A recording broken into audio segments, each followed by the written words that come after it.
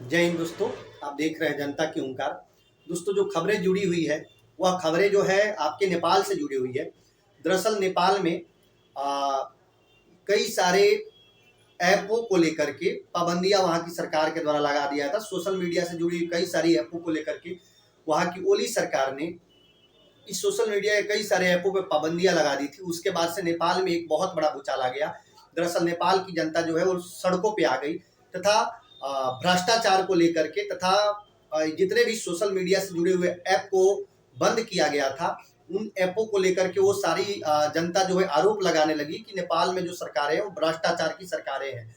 इसको लेकर के लास्टली जो है पिछले दिन आप देखे होंगे कि कई सारी परिस्थितियां नेपाल में क्रिएट हो गई। प्रशासनिक विभाग से जुड़ा हुआ कई सारे ऐसे लोग हैं जिसकी जो मतलब एक हुड़दंग के बाद से उनकी मृत्यु भी हो गई।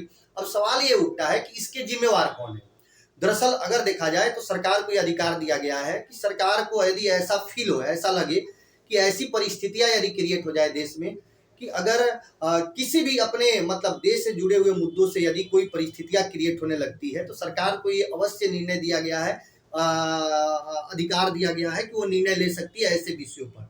जिसको लेकर के नेपाल सरकार ने इतना बड़ा निर्णय ली हुई थी, लेकिन लास्टली अगर देखा जाए तो नेपाल की ओली सरकार जो है जनता की दबाव की वजह से, नेपाल की जनता की दबाव की वजह से झुक गई है। और नेपाल में जितने भी सारे ऐपों पर पाबंदियां लगाई गई थी, सोशल मीडिया से जुड़े हुए ऐपों पर पाबंदियां लगाई गई थी, सरकार ने पुनः उसे वापस ले ली है और ऐपों का वहां पर फिर से जो है शुरुआत जो है होने जा रही है।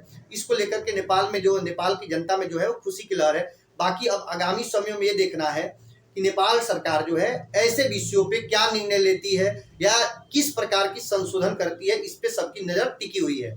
दोस्तों, यदि बात किया जाए तो अगर भारत सरकार की बात की है तो भारत सरकार भी आप देखे होंगे कि गलवान घाटी में भारत और चीन के बीच जो हिंसा क्रिएट हुई थी सेनाओं के बीच, उसके बाद से जो है भारत सरकार ने भी कई सारे ऐसे जो निर्णय मतलब ऐपों से, चाइनीज ऐपों से निर्णय लिया, जिसमें कई सारे गेमिंग ऐप भी शामिल था।